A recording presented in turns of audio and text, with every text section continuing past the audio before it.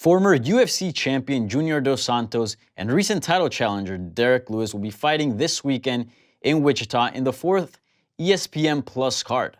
Hello everyone, this is MMA Fighting's UFC Wichita preview show. I'm here with Jose Youngs, who will be helping me break down all the action from the card. Not the biggest card, but nonetheless some interesting fights going on. So MMA Fighting here providing you this preview show to break down all the action. Jose, first of all, again, as I said at the top, not the biggest card, not filled with the biggest names, but how is your excitement level for this card? I mean, I'm always excited to watch Junior Dos Santos fight and Derrick Lewis specifically. I mean, these are two of the heaviest hitters in UFC history. Junior, as you said, former champion, does have that win over Cain Velasquez, lost the trilogy. His only losses the last few years have been to Stipe, to Cain, and Overeem. Three of the greatest heavyweights in not just UFC history, in all of MMA. He's coming off that TKO win over Tai Tuivasa. Derrick Lewis, yes, lost to Daniel Cormier, but Daniel Cormier, you can make an argument, is the greatest heavyweight of all time by submission. And he was coming off that thrilling come-from-behind knockout win at UFC 229. You have to wonder if that quick turnaround did play a factor. But I'm very excited for this card. I'm glad this is a main event. Yeah, so let's talk about that main event. Obviously, it's a pretty big fight in the heavyweight division. Let's talk about the former champion here, Junior Dos Santos. What's at stake for him? He is currently in a 2-fight win streak. He gets a win over Derrick Lewis. What do you think that does to his career, and where does that put him in the heavyweight division? Well, I don't know if it gets him a title shot right away, but obviously a win in the UFC is a big deal, especially your third win. The UFC's heavyweight division isn't the deepest. He is a former champion. He is a name. So a win over a former title contender will catapult him towards the top of the division. I know Francis Ngannou has that win over Cain Velasquez in under like a minute, under maybe even 30 seconds. So he might not get a title fight right away, but maybe one more. Maybe him and Francis were supposed to fight before that tainted supplement debacle happened. So maybe they try and book that again. But he's very close to title shot with a win over Derrick Lewis. What would a win do to his career in the sense of his legacy in the grand scheme of things? Because he is coming off a win over Tai Tuivasa, which is considered part of the new guard of the heavyweight division. Same thing with Derrick Lewis, part of the new guard. Not really an old school vet like he's been used to fighting, in the past. What do you think that does to his legacy if he gets a win over Derrick Lewis? I think it'll just remind people how good he actually was. I mean, he lost a lot of time to injuries, and that tainted supplement, like, really, it cost the fans. Like, they weren't allowed to see him fight for so long, and I think this is going to be a reminder, like, yeah, win over Blagoy Ivanov in his return fight was great. That was a decision, but it was Ivanov's UFC debut, former World Series of Fighting champion, so he didn't really have the name. It was in Boise, and then he fights Tai Tuivasa, like you said, new guard, doesn't have the big name. Derrick Lewis's Instagram is up over 1 million. People watch that UFC 229 fight card. It's one of the highest selling pay-per-views ever. And outside of the main event, Derrick Lewis is the biggest star, and then he fights in Madison Square Garden. So a win over a name that the casual fans will recognize will do great for Junior. And then this is a chance to really prove he still belongs at the top of the division for those diehard fans that remember that trilogy against Cain Velasquez. Yeah. Now let's talk about Derrick Lewis. He's the other side of this equation. Was coming off a loss against Daniel Cormier, the champion, a fight he took on very short notice. I believe it was like 30 days turnaround from his other fight. What are you expecting from him? Because throughout his whole career, it almost seemed like he was just a fighter and perhaps not really taken too seriously. And then he was all of a sudden in a title situation. What are you expecting from him? I'm expecting him to come out firing. I know he's going to want to right the wrongs of his last performance. He was really upset. I know he wants to prove he belongs in the top of the division, but like you said, maybe he didn't take it seriously. And he himself said he's not an MMA fighter. He's a fighter. He doesn't like to do he doesn't consider himself a martial artist. He just wants to knock you out. He's this whole week. I mean, he said he'd like to run that fight back with Francis Ngannou, which is one of one of the people say the worst fights in not just heavyweight but UFC history, where they just Yeah. stared at each other for 15 minutes. It was very bizarre. I know he wants to remind people of who he was when he was knocking out the Travis Browns, and he was taking it to Roy Nelson. I mean, there's that picture of Roy Nelson's head snapping back from a Derrick Lewis punch. So I know he wants to prove that he does belong in the division, and Junior Dos Santos is a great sparring partner in the octagon if you want to go to war. Yeah. It seemed after that Daniel Cormier loss, like going into it kind of seemed like we already knew how that was going to play out. As I said, it probably didn't feel like a super serious fight. But then after the fight, his demeanor seemed very serious. It seemed that loss really hurt him as a competitor. Do you expect to see a different Derrick Lewis here, or do you think we'll just see the same old, Derrick Lewis that goes in there and brawls? I think we could see a different Derrick Lewis, but I have a feeling as the fight goes on and he kind of gets in that war and he gets hit on the nose a few times, you're going to see the Derrick Lewis come out just swinging wildly and going for that knockout. I mean, he lost that whole fight at UFC 229 until like the last 15 seconds. So he's a fighter that true definition of one-punch knockout power. He could lose 4 rounds in 4 minutes, and he can knock you out in the last 60 seconds of a 5-round fight. So Junior Dos Santos is going to have to take this very seriously. I mean, you saw him lose to Overeem by a devastating knockout. He lost to Stipe by a devastating knockout. And if you think you're going to go in and just avoid heavy bombs from Derrick Lewis, you're going to be in for a long night. Yeah. So what are you expecting in this one? How do you think this is going to turn out? What's your prediction? I would say I can't see this going 5 rounds, but Junior Dos Santos has proved, like, yeah, he has dynamite in his hand, but he's a very technical boxer. Like, he has great hands, he has great footwork. I mean, he took Ben Rothwell to five rounds. He took Blagoy Ivanov 5 rounds. So if this gets past the 3rd round, I could see I'll say 5 rounds, no problem. But Derrick Lewis doesn't have the best cardio. He himself has said, like, at 229, they go, maybe you're in line for a title shot. He goes, I need to work on my cardio. I ain't trying to mess around with no 5-round fight right now. This gets past 3 rounds, I think Junior coasts to a 5-round decision. But Derrick Lewis is dynamite. Junior is dynamite. Don't blink in the first 2 rounds. I'll say that. Yeah. Well, don't stand on the fence on this one. Well, if you had to pick one, who'd you go with? I'm gonna go with Junior. He took heavy bombs against Tai Tuivasa and he survived and ended up finishing him. But obviously Derrick Lewis has hits much harder than Tai Tuivasa. But I'm gonna say Junior. Junior by I don't know how. My mind has been saying decision just because of recent performances.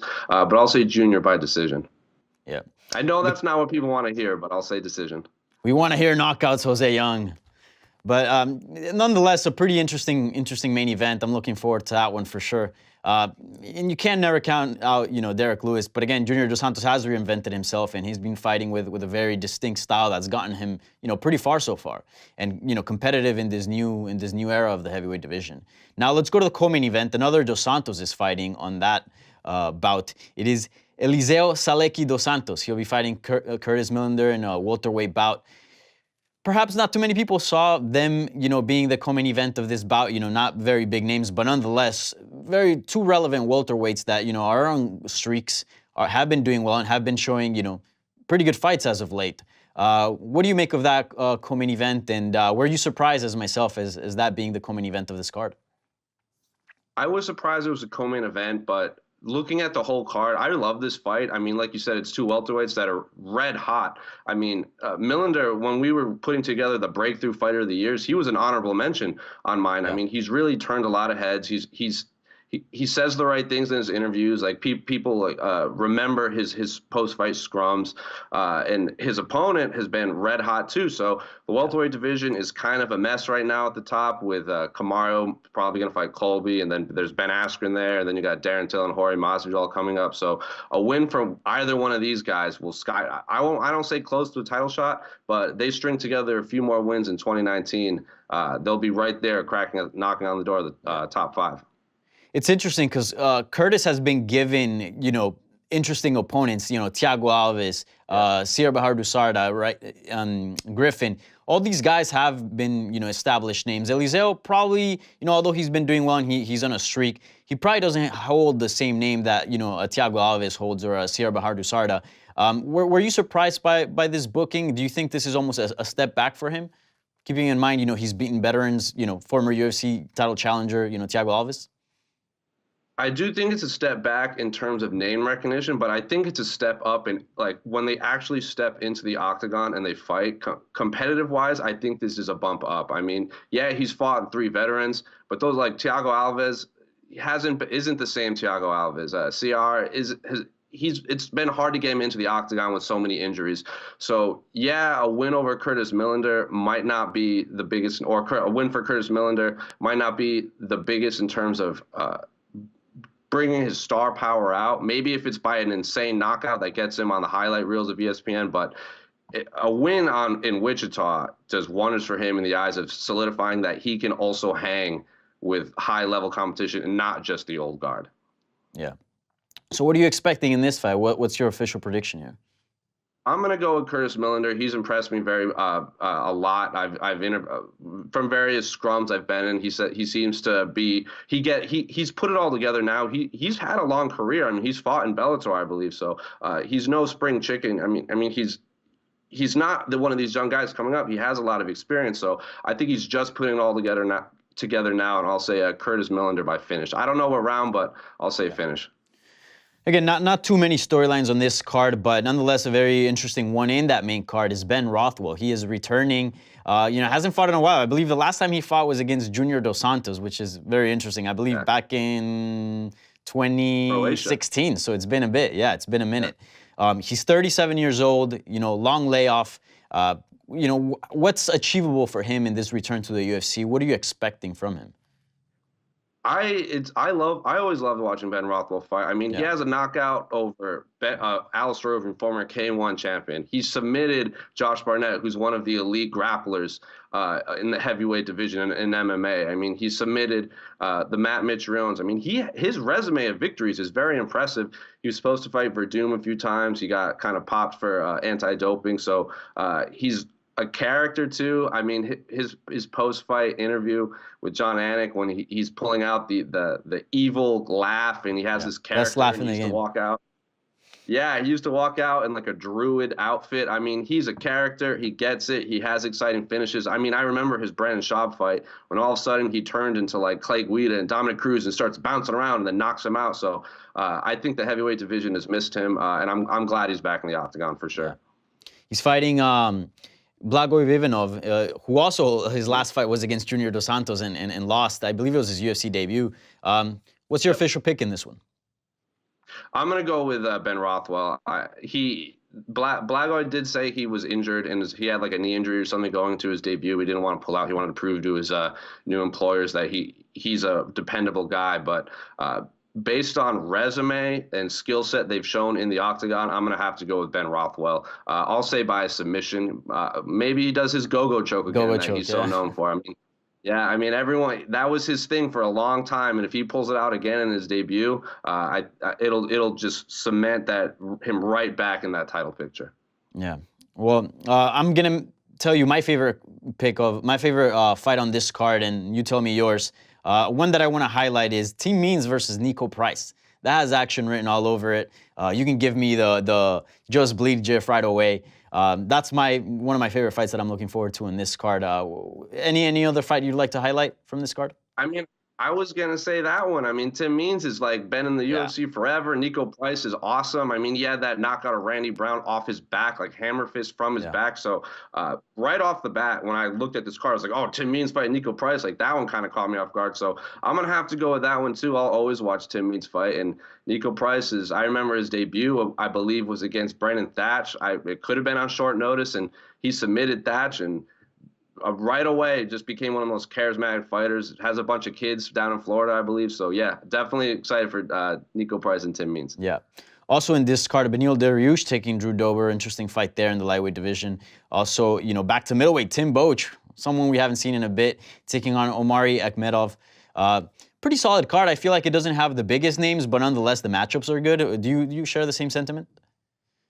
Oh yeah, absolutely. This is one of those cards that you get a lot of these young guys fighting against, like Dober, Derrick. Like Dober, yeah, he's been in the UFC for a while, but in my mind, he's still like a young, up and coming fighter. Yeah. And Derrick has been in the game for a long time. I mean, I was at his Denver fight, and he was breaking down fights on the card with the media. So like, he loves watching fights. I like that matchup. And Tim Boesch is always, he jumps. I know he's gone like light heavyweight, middleweight, light heavyweight, middleweight. He's fought pretty much everyone in middleweight on these major cards. So always excited to watch those two guys fight for sure. All right, Jose. Well, thank you so much for joining me on this preview show. A lot of names here for UFC Wichita, UFC Fight Night 144, UFC on ESPN Plus. For whatever it is, keep it locked here on MMAfighting.com. We got you covered for all the news. So keep it locked here on MMAfighting.com and enjoy the fights on Saturday night.